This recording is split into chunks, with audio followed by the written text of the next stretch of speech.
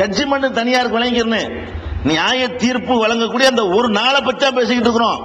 அந்த நாள்ல அந்த திடல்ல நிக்கக்கூடிய நேரம் முடிஞ்ச பிறகு நீ எல்லாம் சொர்க்கத்துக்கு போ, நீ எல்லாம் நரகத்துக்கு போ எல்லாம் சொல்லுவான். அதுக்கு முந்தி நிக்குவோமே அந்த நாள் கோர்ட்டு, இது கோர்ட்டு, அது ஜெயில் அப்புறமேல வரும். ஜெயிலா ரிலீஸ் ஆங்கிறது அப்புறமேல. அப்ப நியாய தீர்ப்பு நாள் என்பது கோர்ட்.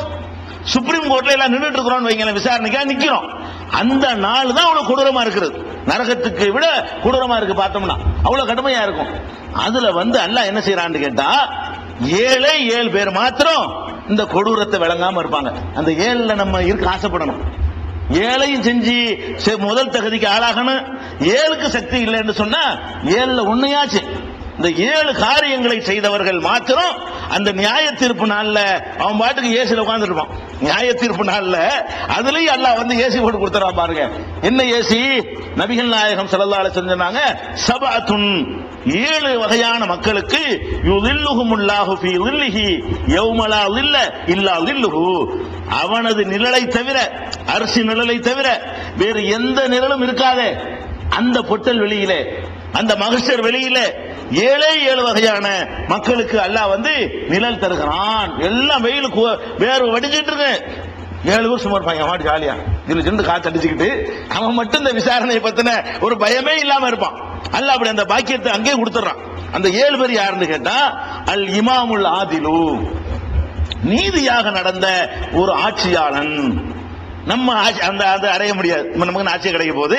இது எவன் ஆட்சியாளனா இருந்தானோ அவன் ஆட்சியாளன் நேர்மையா நடக்கிறதுங்கிறது ரொம்ப கஷ்டமான காரியம். அந்த ஆட்சி, அந்த அதிகாரம், அந்த பதவி, அந்த செல்வாக்கெல்லாம் நல்லவனையும் பரட்டி விட்டோம். கொள்கை கோட்பாடு பேசினவர்கள்லாம் சீட்ல உட்கார வச்சு பாருங்க, காணாம போயிருவாங்க. அவங்களுடைய தூய்மை போயிரும், நேர்மை போயிரும், ஒழுக்கம் போயிரும், அடக்கம் போயிரும், பணிவு போயிரும், திமுறி ஏறிக்கணும். ஒரு அற்பமான பதவிகள் வரும் பொழுதெல்லாம் மனுஷன் அவனுடைய நல்ல விஷயங்கள் எல்லாமே காணா போயிரும். அப்ப ஒரு நாட்டுக்கு அதிபர்னு ஒருத்தன் உட்கார்ந்துட்டான்னு சொன்னா முடிஞ்சு போச்சு கதை. பெரிய மகானை கொண்டு உட்கார வச்சாலும் சரிதான், 3 நாள்ல அவர் சைத்தான போயிருவாரு. அந்த சீட்டு இப்படி காணாக்கிறோம். அப்படி ஒரு இடத்துல உட்கார்ந்து கொண்டு அவன் அதுல நீதியை கடைபிடிச்சான்னு சொன்னா, நீ தண்ணிடா வாடா, உன்னை கெடுக்கிறதுக்குரிய ஒரு இடத்துல உட்கார்ந்துட்டு ஜெயிச்சு வந்திருக்கீல்ல, எல்லாரையும் பிரட்டி விடக்கூடிய சீட்ல உட்கார்ந்துட்டு அதுலயும் நேர்மையா இருந்து வந்தே இல்லையா, நீ வா, உனக்கு கேள்வி இல்ல, மத்த தப்பு செஞ்ச பரவாயில்ல, இங்க வா, நிழலுக்கு வாடா, அரசுக்கு வாடான்னு சொல்லி அல்லாஹ் கூப்பிடுறான். யார? நீதியாக நடந்த ஆட்சியாளன், ஒரு அதிபர், நாட்டுடைய அதிபருக்கு அல்லாஹ் அரசுக்கு கொடுக்கிறான். ஃபர்ஸ்ட் அல்லாஹ் நம்ம கையில் அந்த மாதிரி ஒரு ஆட்சியை தந்தான்னு சொன்னா நம்ம அப்படி நடக்கணும்னு சங்கற்பம் எடுத்துக்கிறோம். நீயத்துக்கு தவாப் இருக்குல்ல, நம்மள்ட்ட இங்க இருக்குன்னு நம்ம தளர தேவையில்லை. அல்லாஹ் எங்களை இமாமுல் ஆதிலாக நேர்மையான ஒரு ஆட்சியாளனை எங்களை உட்கார வச்சேன்னு சொன்னா நாங்கள் அதற்கு தகுதியானவர்கள் ஆகிறோம் மனசுல எண்ணம் கொண்டோமே. ஆனால் அந்த எண்ணத்திற்குன்னு ஒரு சவாப அல்லாஹ் தந்தா அவனுக்கு என்ன கணக்க சரிப்பட நீ இமாமுல் ஆதில் சொன்னான்னு சொல்லிடுவான். செஞ்ச ஆளுக்கு மட்டும்தான் அவன் கொடுப்பான், செய்யாத ஆளுக்கு அந்த எண்ணம் தூய்மையான முறையில் அந்த எண்ணம் வந்துச்சோம்னு சொன்னா நீங்க தான் நீங்க இமாம் முடியா, நீங்க தான் ஆட்சியாளர்னு சொல்லி நம்மளை கணக்குல சேர்த்தாலும் சேர்த்துருவான். அவன் அளவற்ற வரலாங்க. 2வது யாருன்னு கேட்டா, வசாபுன் நஸஅபி இபாதத்தில்லாஹ், இளமை பருவம் இருக்கு பாருங்களேன், மனுஷனை ரொம்ப கெடுக்கக்கூடியது. வயசான காலத்துல ஒழுக்கமா இருக்கிற பெரிய ஆச்சரியம் கிடையாது. 55 வயசுல ரொம்ப பரிசுத்தமா இருக்காரு, என்ன எல்லாரும் இருப்பான். 55 வயசுல உனக்கு முடியல, அதனால பரிசுத்தமா இருக்கிற. 65 வயசுல 7ல உனக்கு, அதனால நீ பரிசுத்தமா இருக்கலாம். வேற வேலை வெட்டி இல்ல, தொழில் இல்ல, பசங்க பாத்துக்கிறாங்க, பள்ளிவாசல்ல கெதின்னு இருப்ப, உனக்கு அது முடியலப்பா அதனால இருக்கிற. இது பெரிய ஆச்சரியம் கிடையாது, இதுக்கு தூக்கிட்டு பெரிய பரிசுலாம் தரையலாது. ஆனா இளமை இருக்கு பாருங்க, அது நம்மளை கெடுக்க. அந்த ரத்தம் ஓட்டம் என்ன இருக்கு பாருங்க, நம்மளை கெடுக்கும். எப்படியாவது தப்பு செய்ய தோன்றும், அநியாயம் பண்ண தோன்றும், திமிர காட்ட சொல்லணும். அது மாதிரி உடல் ரீதியான வகையில் தப்பு செய்ய சொல்லணும், உணர்ச்சி ரீதியான விஷயத்துல முடிக்கிட்டு அடிச்சிருது. அந்த மாதிரி கையை ஓங்க சொல்லும், காலை ஓங்க சொல்லும். இதெல்லாம் என்ன செய்யும், அந்த இளமை நம்மளை கெடுக்கும். பராக்காக்கக்கூடிய சமாச்சாரங்கள் எல்லாம் கவர்ச்சியா இருக்கும். கண்ணுக்கு கவர்ச்சியான விஷயங்களே தேடும், காது கவர்ச்சியான இது, காது வெடிக்கிற மாதிரி இருந்தாலும் சரி அதை காதுல மாட்டி வச்சுட்டு கேட்டுட்டு இருந்தா தான் நமக்கு இன்பமா இருக்கும். பெரிய 60க்கெல்லாம் வெறுப்பா இருக்கும், தாங்காத அந்த காது. காது சவ்வு மென்மையா போயிருமா, அது தட்டாப்புடான்னு அடிச்சான்னு சொன்னா காது வெடிச்சு ஏன்டா கத்திரியன்னு கேட்பாரு அவரு. இவனுக்கு என்ன செய்யும், காதுல மாட்டிக்கிட்டு அப்படி கேட்கறானா இல்லையா. அப்ப காது ஒரு தேடுகிறது, கண்ணு ஒண்ணு தேடுது, வாய் அசிங்கமா பேசினா தான் அதுல அவருக்கு விருப்பமானதா இருக்கிறது. இப்படி எல்லாமே உடம்புல டோட்டலாவே கெட்டதை நோக்கி இருக்கக்கூடிய அம்சம் இளைஞனுக்கு இருக்கிறது. அதை ஒருத்தன் ஜெயிச்சான்னு சொன்னா அவனை மற்றவன் லேசா எடுக்கல, இவன் அரிசிக்கெல்லாம் அவனை வைக்கணும். இளைஞனா இருக்கக்கூடிய நேரத்தில் அல்லாவின் வணக்க வழிபாடுகளை ஒழுங்கா செய்தானேயானால் கிழவன் வணக்கம் செய்வதற்கும் இளைஞன் வணக்கம் செய்வதற்கும் வித்தியாசம் இருக்கிறது. கிழவன் வணக்கம் செய்தானேயானால் சொர்க்கம் அல்லாஹ் கொடுப்பான். இளைஞன் வணக்கம் செய்தானேயானால் இந்த தண்டனையிலிருந்து காப்பாற்றுவான் மகசர்ல. அந்த ஒரு நாள் 50,000 வருஷம்ல, ஒரு நாள் நீங்க நினைச்சிடலாம் அவ்வளவு பேரை விசாரிச்சு முடிக்கிறதுக்கு எடுக்கக்கூடிய நேரம் 50,000 வருஷத்துக்கு நிகரான ஒரு நாள். ஒரு நாள் தான் ஓடிக்கிட்டே இருக்கும் ஓடிக்கிட்டே இருக்கும் ஓடிக்கிட்டே இருக்கும் ஓடிக்கிட்டே இருக்கும் ஓடிக்கிட்டே இருக்கும். அதனுடைய நம்ம உலகத்தில் உள்ள நாளோடு ஒப்பிட்டு பார்த்தீங்கன்னா 50,000 வருஷம் 50,000 வருஷம் நிக்கிறமே. அதிலிருந்து தப்பிக்கிறதா இருந்தா இளம பருவத்தை கரெக்ட் பண்ணு. இளமையா இருக்கும் பொழுது இறை நினைவோட தொழுகை, நோன்பு, ஜக்காத்து, ஹஜ்ஜி போன்ற கடமைகள், இன்ன பிற காரியங்கள், அது மாதிரி சினிமா, டிராமா, லாட்டரி, பாட்டு, ஆடல், கூத்து, கும்மாளம், இது மாதிரியான தீமைகள் இதுல இருந்து விடுபட்டு இறை அச்சத்தோட ஒருத்தன் வாழ்ந்தான்னு சொன்னா அவன் மற்றவர்களை விட கிரேடு கூட கிடைக்கணும். பாப்பா வெயில நிப்பாரு, முவங்கார அரசியல் நிப்பான். பாப்பா இளமையை ஒழுங்கா பயன்படுத்தல என்று சொன்னா அவர் சொர்க்கத்துக்கு போறவரா இருந்தா கூட மகசர் வேதனை அனுபவிச்சிருவார். சொர்க்கம் ஜட்ஜ்மெண்ட் கொடுத்தாலும் அந்த வேதனை அனுபவிச்சு தான் தீர்வார். அப்ப வயசானவர்கள் தொழுவதற்கும் இளைஞர்கள் தொழுவதற்கும், வயசானவர்கள் நோன்பு வைக்கிறதற்கும் இளைஞராக இருக்கிற நோன்பு வைக்கிறதுக்கு கொடுக்கிற பரிசுல டிஃபரெண்ட் இருக்கிறது. ஏன்னு கேட்டா அதுல கஷ்டம் கூட இருக்குல்ல. இளமையை ஜெயிக்கிறதுக்கு நம்ம கஷ்டப்பட வேண்டி இருக்கிறது, சிரமப்பட அடக்க வேண்டி இருக்கிறது, சைத்தான ரொம்ப கடுமையா எதிர்த்து போராட வேண்டி இருக்கிறது, நப்சை எதிர்த்து கடுமையா போராட வேண்டி இருக்கிறது.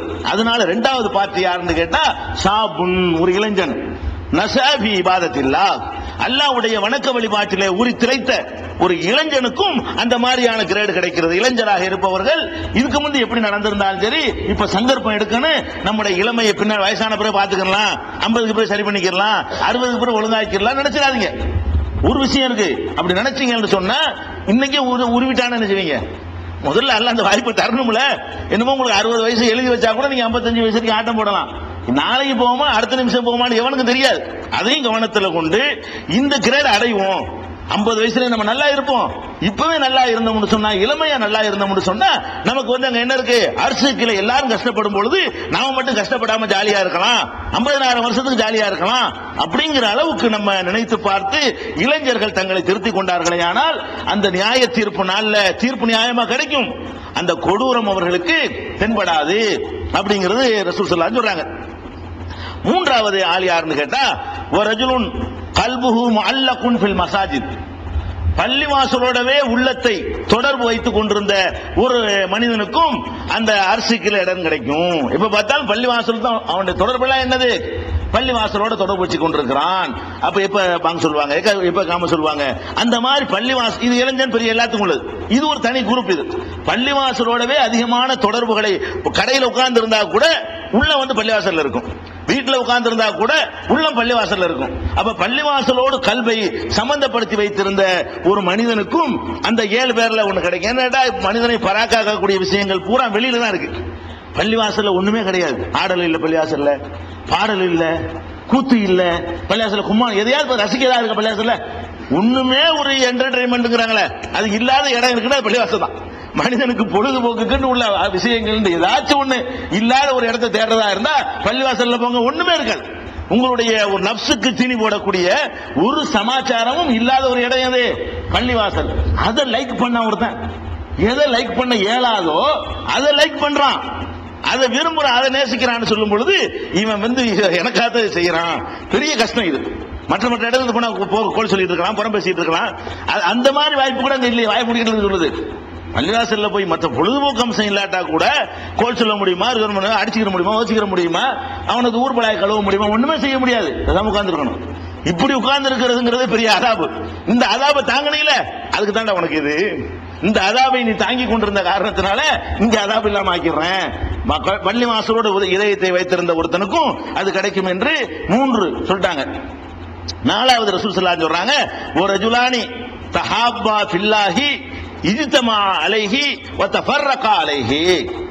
2 பேர் அல்லாஹ்வுக்காகவே தான் அவர்கள் நேசித்தார்கள், அல்லாஹ்வுக்காகவே தான் பிரிந்து விட்டார்கள். ஒருத்தரை நேசிக்கிறதா இருந்தாலும் சரி, சண்டை போட்டு பிரியறதா இருந்தாலும் சரி, அல்லாஹ்வுக்குண்டே நேசித்து அல்லாஹ்வுக்குண்டே பகைத்துக் கொண்டார்களே. ஆனால் அப்படிப்பட்டவர்களுக்கும் என்ன கிடைக்கும், அரசுக்கு நல்லது கிடைக்கும். ஒரு மனுஷன் நட்பு பாராட்டுறான், அவன் மார்க்கத்துக்கு எதிராக போறான், வரதட்சணை வாங்கிட்டான். நீ வரதட்சணை வாங்கின காரணத்தினால் உயிருக்கு உயிரா உன்னை நேசித்தாலும் இன்னையோட உனக்கு எனக்கு நட்பு இல்ல, வெட்டுறான். இப்ப எதுக்கு அவன் பிரிஞ்சான்? அல்லாஹ்வுக்கா பிரிஞ்சான். நட்பு இருக்கு, பாசம் வச்சிருந்தான், அவனோட இவன் சட்டை அவன் போட்டுட்டு இருந்தான், அவன் சட்டை இவன் போட்டுட்டு இருந்தான். அந்த அளவுக்கு நெருக்கமா இருந்தவங்க இவன் ஒரு தப்பு செஞ்சாங்கிற காரணத்துக்காக வேண்டி என்ன செய்யறாத பகைக்கிறான்னு சொன்னா, எனக்காக உன்னுடைய நட்பை பகைத்தாயே, அதுக்காக வேண்டி நான் உன்னை அரசியல கொண்டாந்து வைக்கிறேன், அரசு கீழே நிழல்ல கொண்டாந்து வைக்கிறேன் அல்லாஹ் வைக்கிறான். அது ஒருத்தர் நேசிக்கணும். நட்பு பாராட்டுவதற்கு போது என்ன செய்யறது?